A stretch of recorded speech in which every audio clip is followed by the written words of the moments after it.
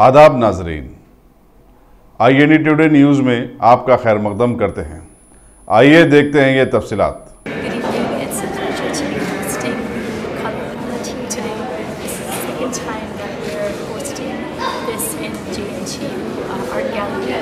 All of our children from class 1 to class 12 have displayed their artwork. We have various mediums of art displayed: painting, sketching, even craft. We have pottery items, jewelry, boxes. We've got lots and lots of variety of art and craft.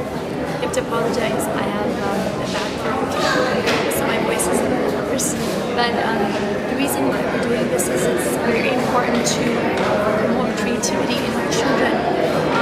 I've been to Hyderabad's Project Zero, and we talk about what is important in the 21st century. And with artificial intelligence that is going to take over most jobs, we need to focus on that which is uniquely human. So the arts, visual and performing arts, is something that is uniquely human. And when we can give our children exposure to the arts, then what happens is that builds their imagination, their observation. In fact, there's 8 habits of mind that come from it's called studio thinking, 8 habits of mind. And these habits of mind can only be developed through visual arts. So this is the reason why we want to get children to enjoy doing this art and expressing themselves through different mediums. So Harvard's Project Zero, they say that creativity and critical thinking skills, these are the 2 buzzwords for the 21st century in education, and it's very important that we give our children exposure to creativity and critical thinking skills, and help them develop that how to think out of the box, how to create something new. Information is readily available everywhere. There's no value for information, but it's about what you can do with information, what you can do with ideas, how you can synthesize and create something new from those ideas. And a background in arts actually gives you a great platform for that.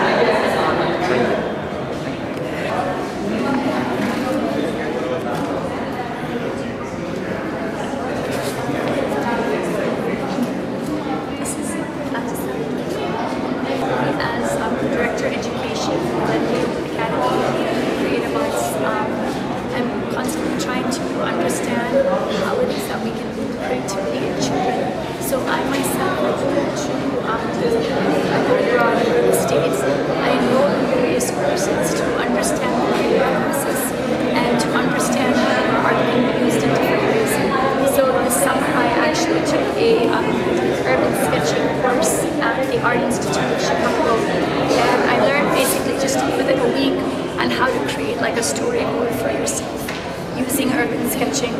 I'd gone to Lincoln Park Observatory, and this is the first time I did ever touched watercolors. I had never done watercolors before. In my storyboard, I kind of show the symbol of yin and yang, and how I try to find harmony and balance, and how I try to embrace dualities in my own life.